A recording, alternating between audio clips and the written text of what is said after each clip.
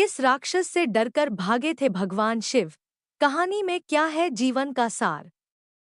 भगवान शिव के आसानी से प्रसन्न होने और वरदान देने की दर्जनों कहानियां सुनाई जाती हैं। ऐसे ही एक बार शिवजी एक राक्षस को वरदान देकर मुसीबत में पड़ गए थे। अंत में भगवान विष्णु ने उस राक्षस का वध किया और शिवजी को छुटकारा दिलाया था। भगवान शिव के बारे में प्रचलित है कि वह थोड़ी सी तपस्या से आसानी से प्रसन्न हो जाते हैं। हालांकि कई ऐसे उदाहरण भी हैं जब किसी ने बड़ा वरदान पाने ने उनकी कठिन तपस्या भी की है। लंकापति रावण ने भी अमर होने का वरदान पाने के लिए भगवान शिव को अपने 10 सिर चढ़ा दिए थे। भगवान शिव से जुड़ी ऐसी ही एक और कहानी है जिसमें एक राक्षस ने शिवजी की घोर तपस्या कर उन्हें प्रसन्न किया था। हालांकि वरदान देकर भगवान शिव खुद ही मुसीबत में फंस गए थे। बाद में भगवान विष्णु ने उन्हें इस मुसीबत से छुटकारा दिलाया था। कहानी के मुताबिक एक बार महर्षि नारद धरती पर घूम रहे थे। रास्ते में उन्हें वृकासुर नाम का राक्षस मिला। नारद मुनि को देखते ही उसने कहा कि मैं आपसे कुछ सलाह लेना चाहता हूँ। आप मुझे बताइए कि ब्रह्मा, विष्णु और महेश में कौन देवता जल्द प्रसन्न हो जाते हैं? महर्षि नारद ने बहुत सोचने के बाद कहा कि वैसे तो तुम तीनों महादेवों में से किसी की भी तपस्या कर सकते हो, लेकिन ब्रह्मा और विष्णु जल्दी प्रसन्न नहीं होते हैं। उनके लिए बहुत वर्षों तक कठिन तपस्या करनी पड़ती है।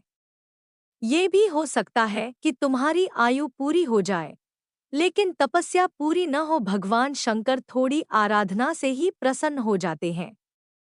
वे अपने भक्त की इच्छा पूरी करने के लिए सोच विचार नहीं करते हैं।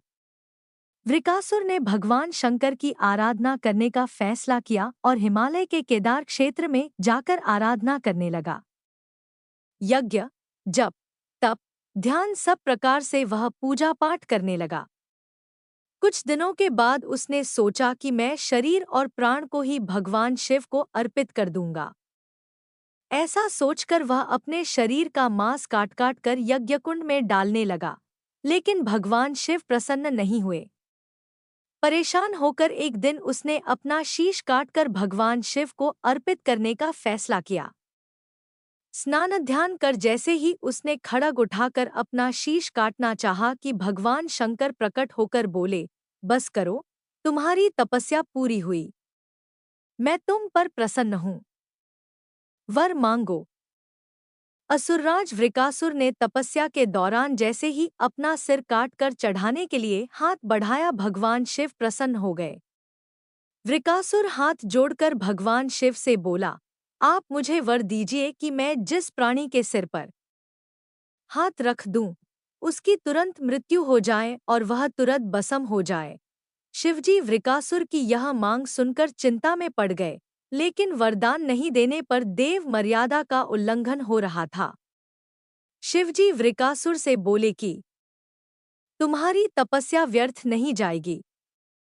तुमने मुश्किल वरदान की कामना से तपस्या की थी, इसलिए तुम्हें तपस्या भी कठिन करनी पड़ी। जाओ, जैसा वर चाहते हो वैसा ही मिलेगा। वरदान पाते ही वृकासुर की आसुरी वृत्ति जाग गई। उसने कहा कि प्रभो, आपका यह वरदान सत्य है या नहीं, इसकी परीक्षा लेना चाहता हूँ। इसलिए पहले आपके सिर पर ही हाथ रखकर देखता हूँ कि इस वर में कितनी सत्यता है। भगवान शंकर ने सोचा कि यह राक्षस कुछ नहीं सुनेगा। जब वृकासुर शिवजी के सिर पर हाथ रखने के लिए आगे बढ़ा तो भगवान शिव वहां से भागने लगे। इस पर वृकासुर का क्रोध बढ़ गया। वह पीछा करते हुए चिल्लाया कि महर्षि नारद की तरह आपने भी मुझसे छल किया है। वरदान की परीक्षा से डरकर क्यों भाग रहे हैं? शिवजी भूमंडल छोड़कर देवलोक तक भागते रहे और वृकासुर भी उनका पीछा करता रहा। अंत में भगवान शिव विष्णु लोक पहुंचे और विष्णुजी को अपनी परेशानी बताई। विष्णुजी ने हंसकर कहा कि कुछ भी हो, आपके वरदान की सत्यता तो सिद्ध करनी ही होगी। भगवान विष्णु ने योगमाया से एक वृद्ध तेजस्वी ब्रह्मचारी का स्वरूप बनाया और वृकासुर की ओर चल पड़े। भगवान विष्णु को जब वृकासुर आता हुआ दिखाई दिया तो उन्होंने आगे बढ़कर उसे प्रणाम किया। उन्होंने वृकासुर से कहा कि असुरराज कहाँ भागे जा रहे हैं? लगता है कि आप बहुत थक गए हैं। शरीर को थोड़ा आराम दीजिए। आप सब प्रकार से समर्थ हैं, फिर भी मेरे योग्य कोई काम हो तो बताइए। अक्सर लोग अपने मित्रों और सहायकों से ही अपने काम पूरा करा लेते हैं। एक तेजस्वी ब्रह्मचारी की बातें सुनकर वृकासुर ने शिवजी के वरदान और उसकी परीक्षा की बात बताई। इस पर ब्रह्मचारी हंसा और कहा कि तुम किसके वरदान की परीक्षा लेना चाहते हो? शिवजी का तो अपना कोई घर ही नहीं है। वह खुद भूतों प्रेतों के साथ घूमते रहते हैं। वह भला किसी को क्या वर देंगे? वर देने वाले तो ब्रह्मा और विष्णु ही हैं। वृकासुर का ब्रह्मचारी की बातें में फंस जाना। विष्णुजी ने वृकासुर से कहा कि तुम्हें वरदानी होना था तो ब्रह्मा या विष्णु की आराधना करनी चाहिए थी। शिवजी के पीछे बेकार दौड़ रहे हो। वरदान देने वाला तो खुद इतना शक्तिशाली होता है कि उसके वरदान का असर खुद उस पर नहीं हो सकता है। उन्होंने तो तुम्हें झूठ-मूठ का वरदान दिया है। तुम्हारी तपस्या बेकार चली गई। ब्रह्मचारी की बात सुनकर वृकासुर निराश हुआ। उसका मनोबल टूट गया। वह कहने लगा कि मुझे तो देवर्षि नारद ने शिव की आराधना करने को कहा था। ब्रह्मचारी ने कहा कि तुमने नारद मुनि पर भरोसा कर लिया। वह तो ऐसे घुमक्कड़ साधु हैं जो सभी को उल्टी सलाह ही देते हैं।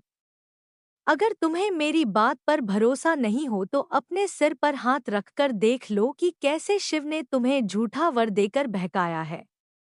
वृकासुर का भस्म होना और जीवन का सार। वृकासुर का मनोबल बुरी तरह टूट चुका था। उसे ब्रह्मचारी की बात पर भरोसा हो गया कि शिवजी ने भी उसके साथ छलकर झूठा वरदान दिया है। उसका विवेक नष्ट हो गया। उसने वरदान की सत्यता का परीक्षण करने के लिए अपना हाथ अपने ही सिर पर रख लिया। सिर पर हाथ रखते ही भयंकर अग्निपुंज प्रकट हुआ और वृकासुर उसमें भस्म हो गया। भगवान शिव, विष्णुजी और वृकासुर की इस कहानी में जीवन का अहम सार छुपा है। कहानी सीख देती है कि बिना सोचे विचारे किसी को कुछ देना और पाने वाले का कृतघ्न होकर दाता को ही संकट में डालने का ऐसा ही नतीजा होता है। कृतघ्नता के उन्माद में बुद्धिविवेक नष्ट हो जाता है और उपलब्धि ही विनाश का कारण बन जाती है। यह कहानी आपको कैसी लगी कमेंट करके जरूर बताएं।